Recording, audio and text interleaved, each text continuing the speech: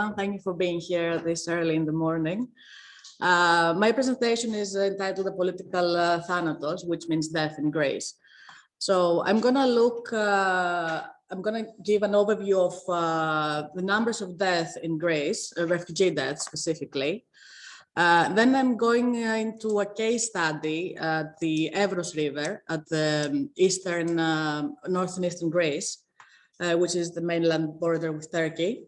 And then I'm going to talk a little bit about two concepts that I've been experimenting, if not playing lately, fragile realities and how those fragile realities lead to political thanatos. So what's in a number? Documenting refugee deaths in Greece is not the easiest thing. And this is because Greece does not keep any records about refugee deaths. And the data that we have either come from hospitals, and these hospitals are in the island, specifically Lesbos keeps a record, and the Hospital of Alexandroupolis in northern Greece keeps a record as well. The UNHCR keep a record as well, but it's not entirely accurate. And we know that it's not entirely accurate because the Associated Press did a research a few years ago on the Missing Migrants project, and they saw that that number is actually double on the actual number. So in order to actually find the numbers of death, we need to look at these records, of course, but then we have to talk to people who were present during death at the border. Another issue that happens in Greece is that we're not entirely sure how to define border death. So, for example, in 2015, a migrant died was electrocuted in Idomeni at the Greek-Macedonian border. Is this considered a border death, or is it considered an accident? So Greece does not take it as a border death; it takes it as an accident. So these numbers are not documented as border deaths. So from 1990 until 2013, we had 843 deaths, and this has been documented by the Human Cost of Border Control Project. And the way that they documented those numbers is by looking only at official numbers, and they did not look at the Turkish side of the border. And from 2014 until 2021, we have had 2,104 dead or missing in Greece. So this number includes both the missing and the dead, whereas the previous one does not include the missing. Now let's move to Evros. Evros is part of the Eastern Mediterranean migratory route. It's one of the most popular, it was one of the most popular routes for migrants, for people on the move in Greece until 2012. It has started becoming popular now as well. It's also one of the most important areas in Greece from a diplomatic point of view, and this is because it is the only land border that Greece has with Turkey. It is an area very rich in ethnic and religious diversity, and it's an area that is constantly contested by Turkey, especially when disagreements rise, like in this period, for example. The river is shared between three countries, Bulgaria, Turkey, and Greece. But here I'm only looking at Turkey and Greece. It is shared equally as defined by the law of the sea. But Turkey has a 12-kilometer stretch, and that stretch, you can see it with that arrow there. And this is important because it's also where the first fence that was built in Europe, I think, it was built there in 2012. And it was built specifically to prevent migrant crossings. It is an area extremely beautiful, but it is an area full of death.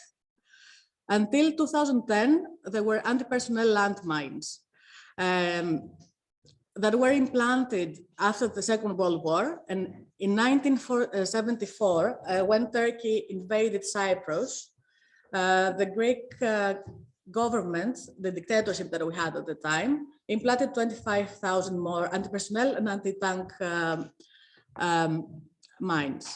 And I'm mentioning this specifically because it is quite important when it comes to migrant deaths, and I will go into it a bit later on. And as I mentioned, it is one of the most commonly used routes. It was until 2012, and it's becoming popular now as well. This is the border fence that separates Greece and Turkey.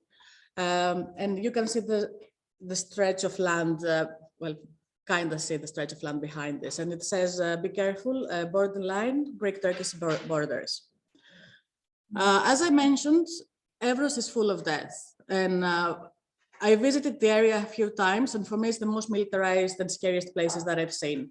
I haven't been able to go next to the river because once you cross the field, you get arrested. And if you go as a journalist, then you usually have a crew with you, so you will be safe.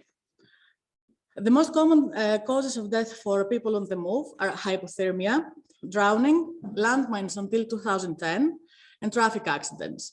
Even though the landmines were quite, according to the Greek military, they were well guarded, people, when they were moving, they would usually lose their way and they would find themselves there. So they will step on a landmine and they will explode. And we have had the coroner of Alexandroupolis, for example, he was explaining how they wouldn't find a full body. When it comes to hypothermia, along with drowning, they're the two most popular causes of death. And this happens because, if you have heard, Greece is quite okay with illegal pushbacks. So for people to avoid being detected by the military or by the police in the area, they usually hide around, once they cross, they hide around the riverbanks. If they stay there alone throughout the night, they will freeze to death. So the next morning they will be found dead by hypothermia. When it comes to drowning, even though the stretch of the river is quite short, it's quite muddy. So according to the coroner, the water drags you down. And when people cross, they usually wear several layers of clothes. And this means these layers work as extra weight. So they drag you down, and these bodies are, sometimes they're not found anywhere.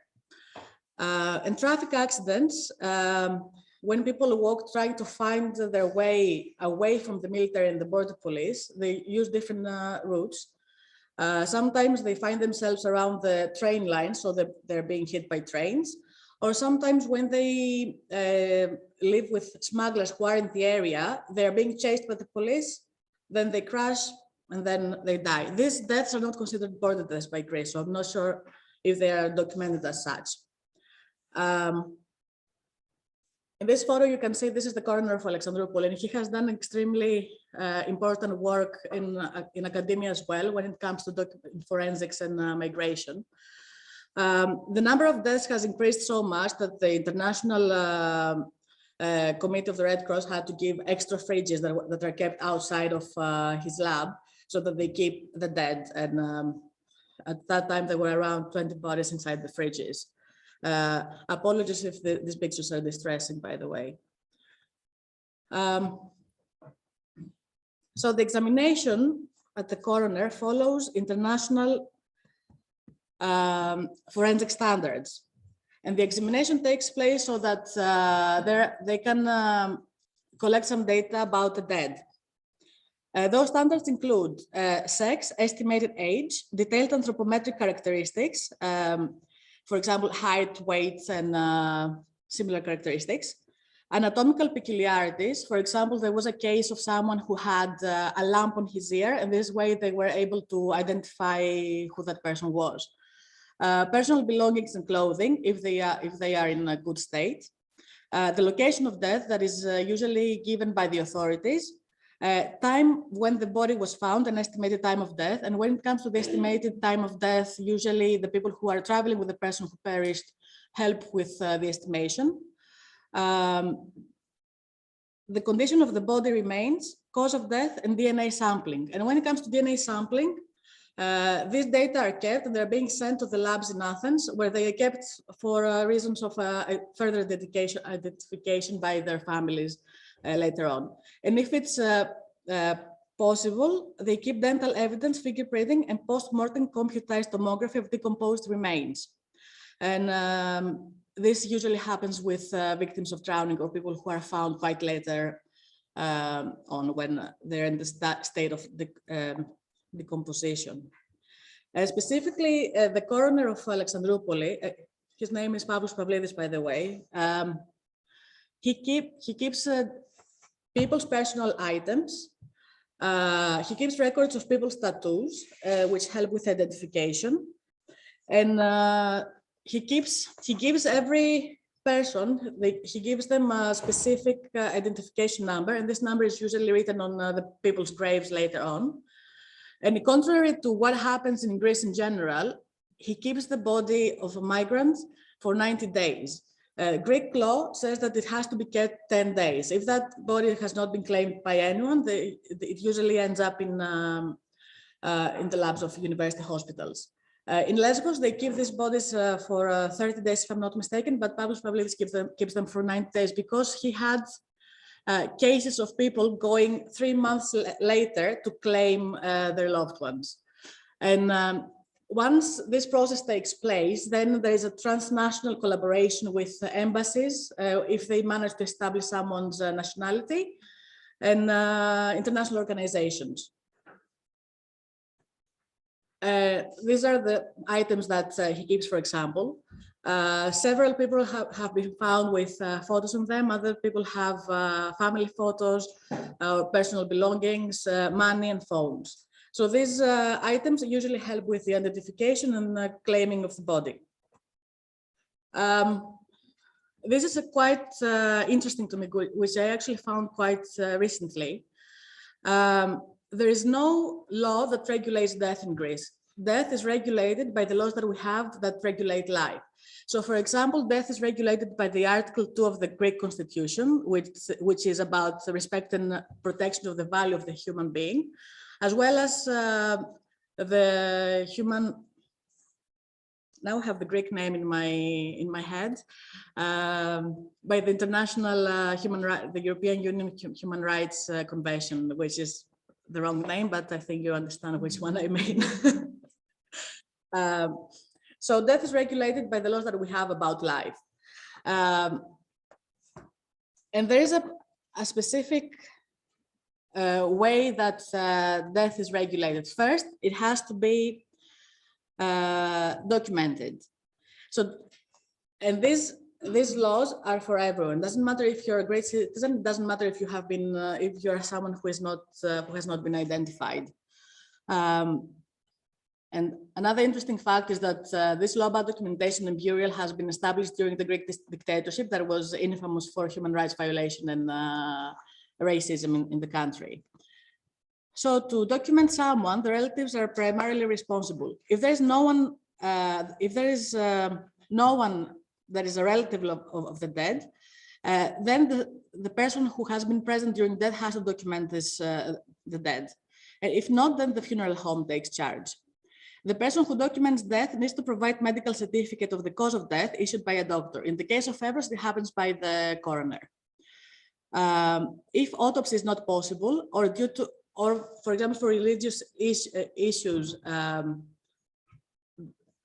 there cannot be any form of medical examination on the body, then the public prosecutor has to issue an order in order to document the dead.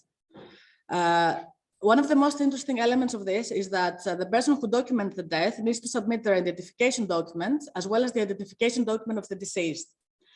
And at the same time, they have to provide the tax identification number as well as the social security number, which in the case of people who perish on the borders is not really possible because usually they don't have any identification documents. From 2014 to 2016, the number of deaths were so high in Greece that there was a huge problem of burial. Those who are responsible for the burial of the dead in Greece are the municipalities. So basically, there's no place to bury the dead, and the dead of the Evros River are being buried on the Muslim cemeteries of the region, as well as the Orthodox cemeteries if they're in different regions, but outside of the cemetery area. So I only have 5 minutes, but I don't think I will need more for that. So what I mean about fragile realities, I think that people who walk along the borders live in fragile realities, and these fragile realities take place during migratory journeys. For those, and these fragile realities, they work as a circle. It's a circle of hope, hope that I will go somewhere, will build a new life, abandonment during the journey, despair. And this circle breaks once they reach their final stage of the journey, once they reach where they want to go, or once this journey is cut abruptly. And in this case, this fragile reality is cut during death. And as we have seen, death is a result of the border. And I personally think that the border is inherently violent, and the border is violence itself. And well, I lost my way of speaking. So we take two examples. First, we have this image of Aylan Kurdi, drawn by a refugee girl at in the domain of the Greek-Macedonian border. His death changed politics. It led to an open border politics in Germany. And then 2 years ago, we had the death of Muhammad al-Arabi, who was shot dead by the Greek military. Greece still denies that this happened by the Greek authorities. So his death, both deaths have a symbolism. One has the symbolism of hope, and the other one has the symbolism of denial. And one was used for change, and the other one was used for blame. So all these deaths in Greece are highly politicized, and they're quite different from my death, for example. If I die, my death is not going to have this kind of importance that the deaths of the people of the people on the move have. This being said, thank you.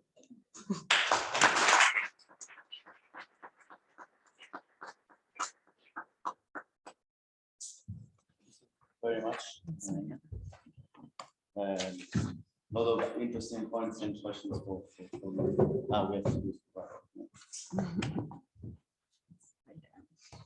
So Lisa, who is going to present now instead, is a PhD candidate in migrations at the Institute of Social Sciences at UNISWA. Her research converges around the intersection of race, class, and migratory spaces with the concepts of non-citizenship, hierarchies, and mobility justice as focal points. Titled Mapping Malta, a study of the regime of borders through structures and non-citizen subjectivities. Her thesis aims to disentangle constructed aspects of the regime of borders in Malta from those experienced by the non-citizens who engage them. Lisa, the floor is yours. Thank you. I'm noticing the formatting is a bit off, so just roll with it. I will as well. So it was by turning over and over the saying, death is the great equalizer, that Deathnography began. I was clear I wanted one of the angles of my dissertation to address death in migratory contexts, and I knew I'd focus on Malta, but it wasn't until I got stuck on this adage that the question would follow. What if the same kinds of inequalities experienced during life in Malta by border crossers who cross extra legally were reproduced in death? It was possible that death had the potential to equalize, and it would be worthwhile also to discover what kinds of processes would be necessary in order to create such conditions. The title of this presentation is Mapping Malta's Regime of Borders Through Deathnography. I'll begin by laying out the concept and framework of regime of borders that I'm working from, and I'll conclude with a clarification of what deathnography is and its limitations. My aim in this presentation, though, is to take you with me to Adilorata Cemetery. It's in Malta, and it's a space within which both death and Malta's borders are made material, concrete. Here, from my perspective and nascent research, this is one place where we can find borders practiced. 3 questions guide this presentation. First, what comprises Malta's regime of borders? Second, how does deathnography help to materialize or objectify the borders? And finally, why deathnography? What is it and what are its limitations? Okay, I had planned to conduct fieldwork for this study before this conference, but like many things over the past 2 years, it was canceled. I went back to data collection from my preliminary fieldwork trip in July and August of last year, and I'll present some data that I've also been able to collect remotely since then. I'll focus on how I plan to move forward in my next fieldwork trip with Thanatic Ethics' generous support, planned for July and August. I especially welcome feedback in this space. What has worked for you? Or how and where might I find the borders materialized? So briefly, I want to address what comprises Malta's regime of borders. To be clear, the dominant term in the literature is border regime. Most of the citations I'm relying on do so. I'm appropriating Balabar's prepositional phrase, the regime of borders, because I think it expresses the nature of the apparatus in an important way. The regime is singular, but the borders are plural. The singularity is in that these devices intersect to establish the apparatus, the regime itself, but that the devices are a plurality, a complexity that signify at times cohesion and at other times contradiction. The term regime of borders signifies then a singularity and that these devices are related, of the same order, and maintain the purpose of separating and producing, controlling movement and classifying people, but are also a plurality, variation, multiplicity with regard to situatedness, placement, or location of the borders. Borders are elusive in that they, in some senses, places, and contexts, take on qualities of an illusion. That is, borders appear to be something they are not. For example, border control with a passport that allows you to easily enter. Or they exist in places that they are not thought to exist, country of origin or restrictions for visas. And they equally exist in places that it seems they do not, discrimination, segregation. Borders are elusive in that they allude or suggest indirectly or refer to something else. An allusion in this sense is a wink or a nod, an inference, indirectly referential, pointing towards something understood or known without being explicit. Here I'm thinking about the external borders as an allusion to colonial hierarchies, classifications, and structurings. And finally, borders are elusive in that they're difficult to pin down. They elude or escape those who pursue them. In essence, they defy capture. For all these reasons, I aim to focus on the differential practices at and the differential experiences of the border. Contemporary scholars have used different language to convey their observations and interpretations about borders in their current iteration. In 2009, Sachar observed national borders are increasingly becoming more open and more closed than in the past. More recently, she's posited the concept of the shifting border, which is a legal wall, quote, that variably shrinks, expands, disappears, and reappears across space and time in the service and managed and selective migration and mobility regimes.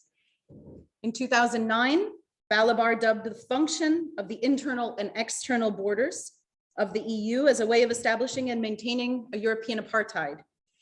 In 2015, Cresswell designated the concept Geographies of Citizenship to explain the differential experiences of the new global elite and the shadow citizens.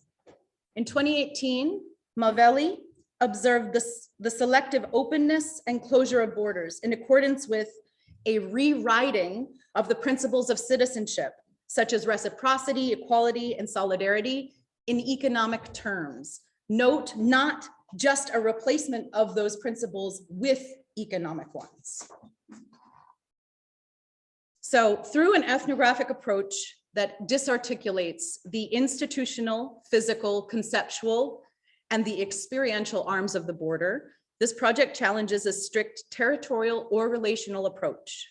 Through this disarticulation, it becomes possible to mine, as Posse suggests, practices, symbols, realities, processes, institutions, networks, as well as the subjective experiences of distinct non-citizens as units of analysis. This approach makes it possible to test empirically some of those theoretical proposals just mentioned, but also the claims of such authors as Mbe, Hart and Negri, Munson Lloyd, and De Geneva, as well as again Balabar, that certain bodies actually constitute the borders of Europe. By following, adapting, and cobbling together Vacchiano and Passi's framework, this project centers the border as a construction and an experience, as material and symbolic, as productive of something new and changing, as well as being reflective of something always already there. Now, let's turn to materializing the border. In August 2021, I visited Adelarata Cemetery, a place that I argue constitutes Malta's institutional borders as a space grounded in admittedly very confusing bureaucratic procedures and its conceptual borders as a representation and manifestation of the often internalized categories which influence decisions about where certain bodies belong.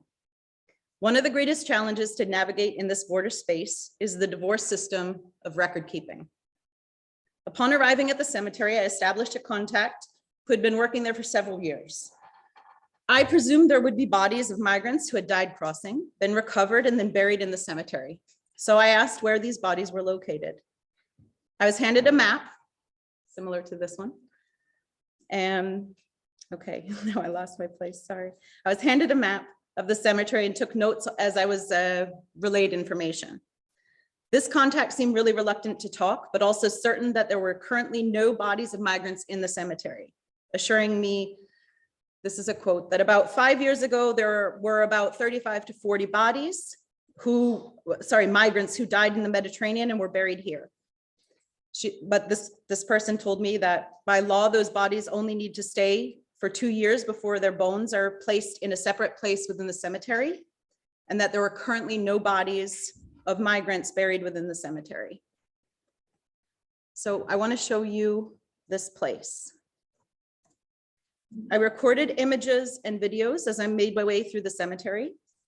I recorded my impressions, sensations, and intuitions, but I'm not going to play the sound as I used this contact's name. As you may have noticed, I'm kind of performing a little linguistic gymnastics right now, trying not to reveal any information about these contacts. Malta is a really small place, and I think because of this, people are very reluctant to talk. So I made this recording for myself. This one here, I think. So yeah, I made this recording so that I could get back in there. This is Pink, Sarah Pink. So while the information that the contact had just relayed to me was fresh in my mind, and so I could remember the things that I wanted to remember. So first here we have the private plots. This is just one part of the cemetery here. This is an image of the Chapel of Our Lady. It's central in the cemetery. I read somewhere that the cemetery was built around this as a central point. It seems to me that this is so, but I need to still confirm this. There are a few comments and interpretations as well as layers that I want to share about the materialization, objectification, and symbolism of both death and borders that I observed and was struck by within the cemetery. The cemetery itself is death materialized and also a sanitized mediation. This is, of course, my interpretation. Some would say it's a purification or something else entirely. It seems all at once to objectify, symbolize, and transform death. This, of course, is a space for the living to get in touch with, accept, and integrate the death of someone into their life. The symbolic, cultural, and individual meanings and processes that take place within this space will, of course, differ. My interpretation is that the common graves, seen here, in section BA, materialize and objectify marginality. These are the bodies buried at the back, along the wall that is the edge of the cemetery, the back door, the service entrance and exit, literal and symbolic marginality. The bodies buried here exist on the margins of death materialized, but they're also centered along the main aisle. Did that already play through? Yeah. So here we go. From a film called Counting, made in 2014, that followed Last and her team on research trips in the Southern Europe, European Mediterranean, working on naming and counting the anonymous dead. We know that there have been bodies of would-be border crossers buried here. In that film, Lass is struck by the fact that these bodies are buried with what she calls Maltese paupers in the common graves.